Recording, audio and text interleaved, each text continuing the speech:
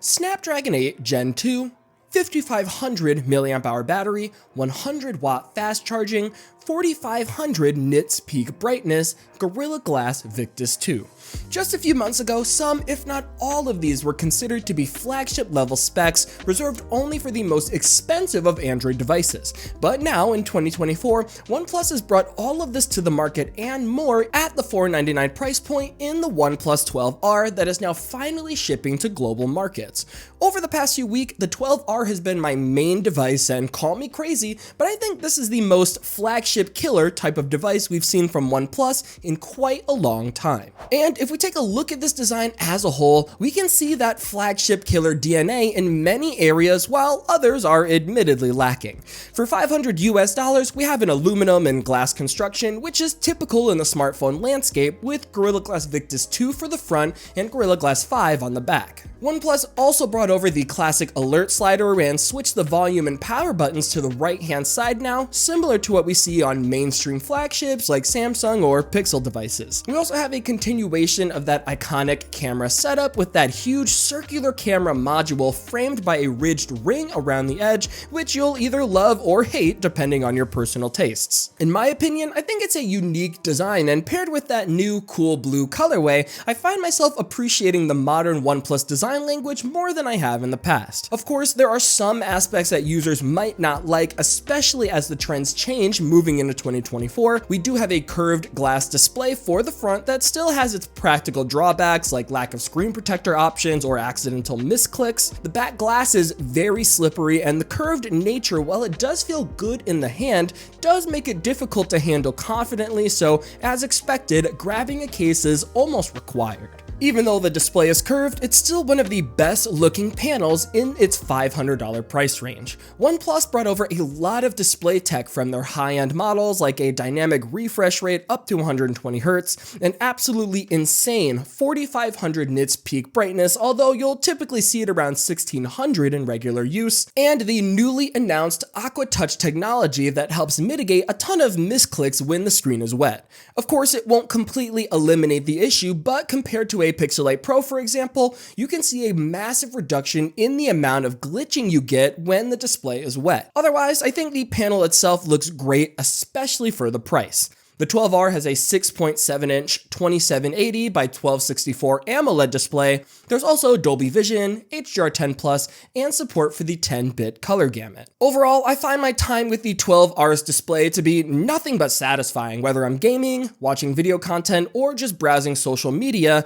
In my opinion, there's really no compromises here. Taking a quick peek at the software, however, this is probably where a lot of opinions differ. If you're an Android enthusiast like me, then you probably remember the old school days of OnePlus with their near stock experience, which is a far cry from the color OS-ified Android skin we have today. From what I can see, this is either a love it or hate it type of software, and if you haven't been a fan in the past, I don't think there's going to be anything here that's going to really change your mind. That said, even though I do miss the clean, stock Android look and feel, I actually do love the modern day version of Oxygen OS 14 for a few specific reasons. One, the customization. Even though Pixels have gotten better and better over the years, I still feel it's lacking compared to the competition, and OnePlus gives you an overwhelming amount of options. You have the ability to add icon packs, tweak your home screen animations, fingerprint scanner animations, and always on display images. There's complete status bar customization with the ability to hide icons, change the battery percentage layout, and custom color theming throughout the entire OS. You can hide the gesture navigation bar if you want, and so much more.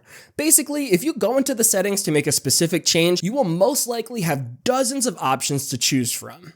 2. The specialty features. There are a ton of specialty features in Oxygen OS that are genuinely useful, like the HyperBoost gaming engine for optimizing game performance, giving stats on GPU temperature and latency while also giving quick access to Discord while in game. There is a high performance mode that runs the CPU at a higher clock speed, a Zen mode to help you get mental clarity during a busy day, smart sidebar to allow quick access to your most important apps, and so many options for on or off screen gestures. And the third reason I enjoy Oxygen OS is the smooth performance across the board in both the operating system itself and especially in gaming. OnePlus has implemented what they call the Trinity engine that's supposed to micromanage the CPU, RAM, and system storage that allows for the device to feel fluid, even though it definitely does sound like a marketing buzzword. Unfortunately, the modern day Oxygen OS isn't all good, as there's a few issues my colleagues pointed out with the software, like how OnePlus is very aggressive with preventing apps from refreshing in the background in order to save battery, or their notoriously slow update timeline.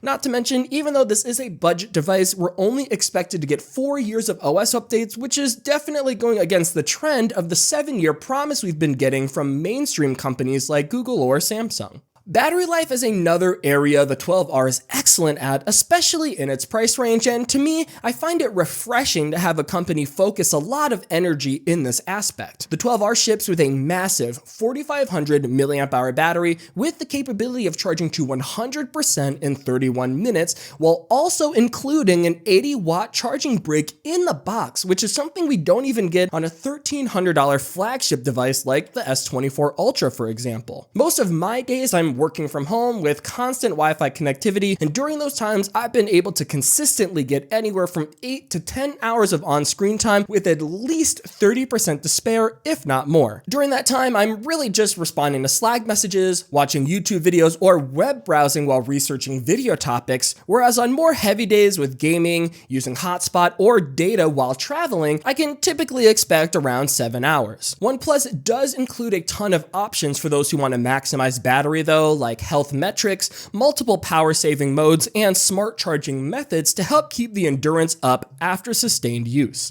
Overall, I think the battery life is really good on the 12R, and with that included fast charge brick in the box, I find it to be one of its strongest aspects. I will not say everything is flagship level though, and if you take one look at the camera system, you'll probably get an idea on what I mean.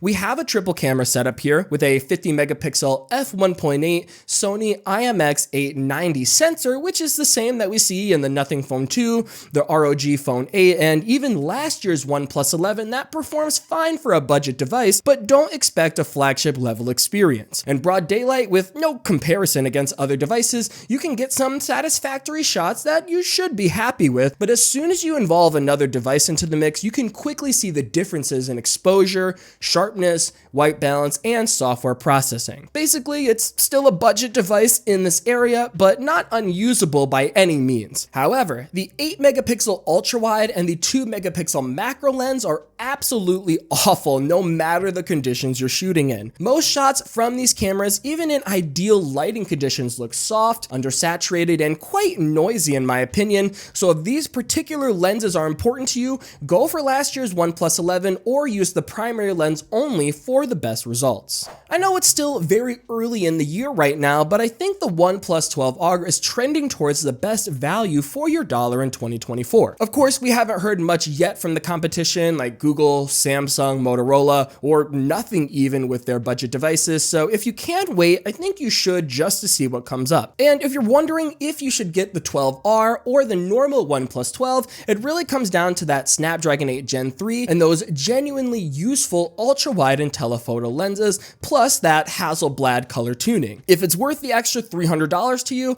I say go for it, or if you really don't care about having the latest Snapdragon device, the OnePlus 11 will get you similar specs with those improved camera lenses for around the same price. Either way guys, let me know what you think of the OnePlus 12R in the comments below. Does this look like a good deal in the tech space right now? If you're looking in that $500 price range, what other options are you considering? Leave a comment below and let me know, but in the meantime guys, I'm getting out of here. This has been Jordan Floyd with 9to5 Google. Thank you so much for watching, and I'll see you in the next one.